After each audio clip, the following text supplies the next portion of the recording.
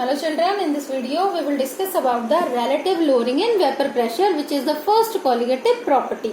Student, if we have a pure solvent and suppose the vapor pressure of pure solvent is P0 A and we are adding non-volatile solute into it, because according to the colligative properties conditions solute should be non-volatile which do not form vapors, right? So when we are mixing these two components and forming solution, the vapor pressure will decrease. Why? Because जब हमने ये solution prepare कर दिया तो इसके surface का कुछ area ये नॉन वोलेटाइल सोल्यूट भी ऑक्युपाई करेगा, और हमें पता है कि इवेपोरेशन जो है वो सरफेस फिनोमिना है, तो ऑब्वियसली पहले जो था वो सरफेस ज्यादा अवेलेबल था सॉल्वेंट को एस्केप करके वेपर्स फॉर्म करने के लिए, लेकिन अब वो जो सरफेस है वो डिक्रीज हो गया क्योंकि कुछ सरफेस नॉन वोलेटाइल सोल्यूट ने ऑक्युपाई कर लिया, और नॉन वोलेटाइल सोल्यूट खुद भी वेपर्स नहीं बनाते और उसके बीनीथ जो पार्टिकल होगा वो भी वेपर फॉर्म नहीं कर पाएगा. So that is why vapour pressure of the solution containing non volatile solute is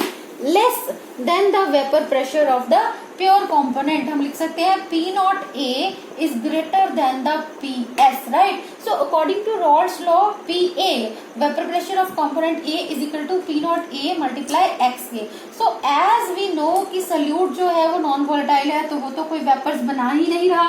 It means solution का जितना भी pressure है वो किसकी वजह से है? Only because of A component. तो हम ये कह सकते हैं vapor pressure in solution is only due to the solvent. Thus vapor pressure of solution is equal to the vapor pressure of solvent in the solution, because solute non volatile है, उसका कोई vapors ही नहीं है तो ना ही उसका कोई vapor pressure है. So finally PS is equal to PA, that is equal to P0A and XA. As we know the sum total of mole fraction is equal to 1, तो XA की वैल्यू हो जाएगी हमारे पास 1 minus XB, and if we put the value of XA from this equation in place of XA तो formula हो जाएगा P0A multiply 1 minus XB. तो अगर ये टर्म हम इधर ले जाते हैं, इधर ये टर्म मल्टीप्लाई है, यहाँ जाकर डिवाइड हो गया तो इनका formula becomes PS divided by P0A is equal to 1 minus XB. And mathematically अगर हम XB को कैलकुलेट करते हैं it will be equal to 1 minus PS divided by P0A, और अगर हम एलसीएम लेंगे the final equation become XB is equal to P0A minus PS divided by P0A. So this is the relative lowering in vapour pressure. हम इसे relative क्यों कह रहे हैं? बिकॉज अगर ये टर्म सिर्फ हम इतना कंसिडर करें P0 minus PS, so this is lowering in vapour pressure, because यहाँ पर इस स्टेटमेंट में हम सिर्फ ये दिखा रहे हैं कि प्योर सॉल्वेंट का प्रेशर ज्यादा है और सॉल्यूशन का कम है, तो ये हो गया lowering in vapour pressure. But जब इस लोअरिंग को हम प्योर सॉल्वेंट के साथ कंपेयर करें then it is called relative lowering in vapour pressure. So ये था हमारे पास XB is equal to P0A minus PS divided by P0A. So student, as you know what is XB? XB is the mole fraction of the B component, means the solute component. और colligative property की definition में हमने कहा था कि the properties are colligative if they depend upon the number of solute particles. तो आप देख रहे हैं B component solute के लिए हम determine करते हैं, तो ये mole fraction of solute पर depend कर रही है. It means ये proof हो गया कि relative lowering in pressure एक colligative property है. Moreover, what is mole fraction of solute? It will be equal to number of moles of B divided by number of moles of A plus number of moles of B. So by using the formula of mole fraction we can also calculate the molar mass of solute by putting the values. You know number of moles can be calculated by dividing given mass by molar mass. So NB is equal to given mass of solute divided by molar mass of solute MB, and Na will be equal to given mass of solvent divided by molar mass of solvent. Again NB will be equal to given mass of solute divided by molar mass of solute. But second condition जो थी colligative properties के लिए वो ये थी कि solution should be dilute. तो dilute अगर सोल्यूशन है तो हमने कहा था डाइल्यूट का मीनिंग होता है कि सोल्यूट का अमाउंट बहुत कम है in comparative to solvent. It means solvent का अमाउंट बहुत ज्यादा है और सोल्यूट बहुत कम है. That can be neglected also. हम इस टर्म को निग्लेक्ट कर सकते हैं. When we are going to neglect this term तो फॉर्मूला हमारे पास बन जाता है XB is equal to WB by MB divided by WA by MA.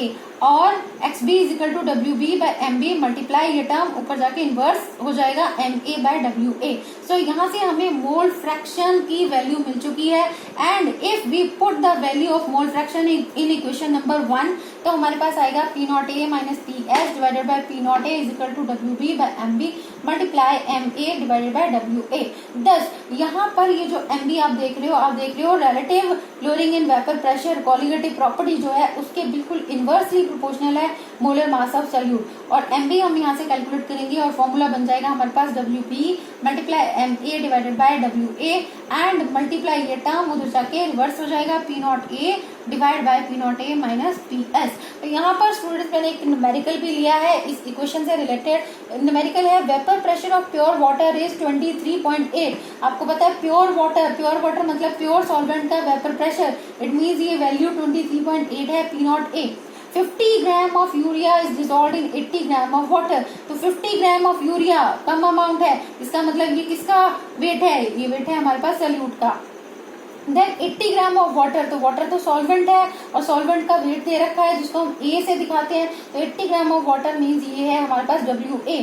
So you have to calculate the relative lowering in vapour pressure and vapour pressure of the solution. तो हम formula design करते हैं P naught A minus P S is equal to हमारे पास formula होता है W B by M B. What is W B, हमने देखा वेट ऑफ सॉल्यूट था 50, तो हम 50 डाल रहे हैं। मोलर मास ऑफ सॉल्यूट, आप यूरिया का मोलर मास कैलकुलेट कर सकते हो। फॉर्मूला है यूरिया के लिए NH2CO NH2 और अगर आप मोलर मास कैलकुलेट करोगे it will be equal to 60। Then MA क्या है, मोलर मास ऑफ सॉल्वेंट, और सॉल्वेंट वाटर है, वाटर हमने देखा वाटर इज अ सॉल्वेंट और वाटर का मोलर मास होता है 18। देन डिवाइड करना है WA से, WA क्या है, weight of solvent, a term solvent के लिए होता है, वेट ऑफ सॉल्वेंट वाटर का वेट कितना है हमारे पास 80, तो हमने वैल्यूज डाली। और अगर आप इसको सॉल्व करते हो तो मैथमेटिकली इट इज अप्रोक्सीमेटली 0.017। ये अप्रोक्सीमेट आंसर है स्टूडेंट, आप इसको प्रॉपर्ली कैलकुलेट भी कर सकते हैं। देन हमसे एक और क्वेश्चन पूछा था relative lowering in vapour pressure, तो हमने निकाल लिया 0.017। साथ में एक और क्वेश्चन है वेपर प्रेशर ऑफ सोल्यूशन कितना है, तो सोल्यूशन का वेपर प्रेशर क्या है PS। तो PS कैलकुलेट करना है तो हमें P नॉट A की वैल्यू मालूम होनी चाहिए, तो वो हमने देखा P नॉट A हमें पता था pure water P not A होता है और उसकी वैल्यू क्या है 23.8। अगर आप ये वैल्यू पुटअप करते हो PS को एज इट इज रखेंगे और आगे लेके जाएंगे। ये जो टर्म PS है वो इन दोनों से ही डिवाइड हो रहा है, तो हम इसको सिंप्लीफाई करने के लिए हम लिख सकते हैं 23.8 divided by PS minus PS divided by PS is equal to 0.17।